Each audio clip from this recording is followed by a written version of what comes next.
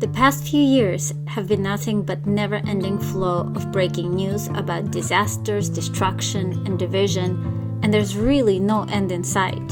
And I found myself questioning, is it even possible to be happy in America today? And where would that happy place be? When I started this channel and started to travel through the country, the first thing I fell in love with was nature. Every place is so different and so extreme. And more extreme it is, more impactful the destination would be to me. Partially, it was because it would cut me off from the world I knew. No phone, no internet, no hustle. But even more so because facing one-on-one with the force of nature forced me to reflect on what matters in life.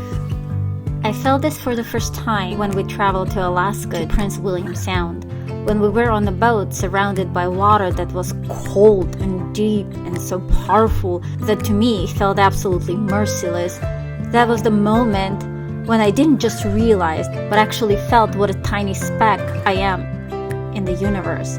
A simple disobedience to the rule of nature in this place would erase my existence, and I would not be able to take nothing with me. And the question then became, is life all about what I leave behind? From that point on, I changed the way I travel because I could learn about world and life and people only if I traveled as a friend, not as a tourist. That became my mission and opened a world of people to me that I would likely never meet otherwise. And more I traveled, more I learned how the nature, environment, society, and its history work together and impact who we become and why we think and act the way we do. More than ever, I became aware of what it's like to be a human. One time, we stayed overnight in a remote village, which was 4 hours away from a major city, and which also meant that it was 4 hours away from grocery stores and hospitals and a fire department, and people there know that they can only rely on themselves, their neighbors, and their guns. So on the day we got to the village, locals killed a moose, and they were cutting it so they could store it for winter, and they offered us to see it. And to give you a perspective, I am a vegetarian from California. So yes, we're different in the way we live.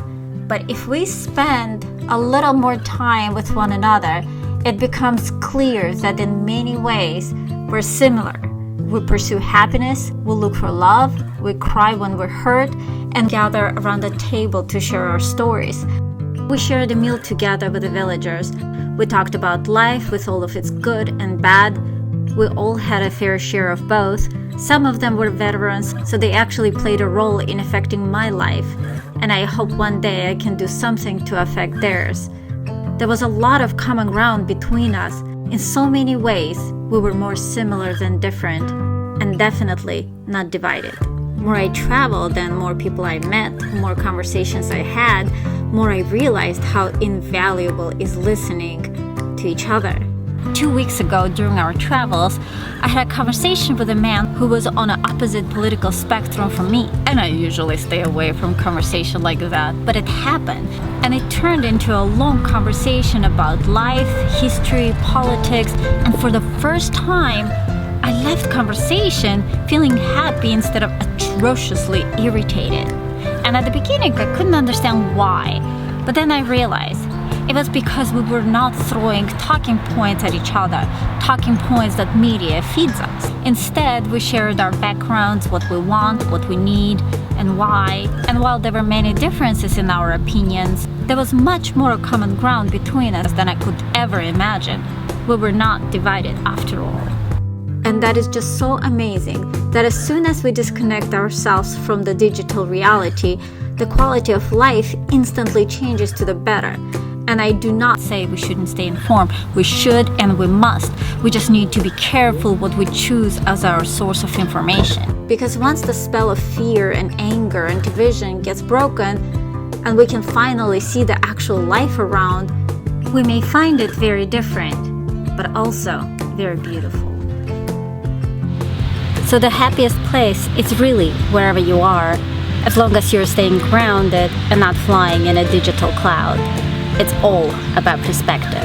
Well, I hope you guys enjoyed this video, so please like and comment. I would love to hear your thoughts, and subscribe and share this video with your friends. I travel to different states of United States and explore nature, culture, and lifestyle of each destination and share my experiences with you.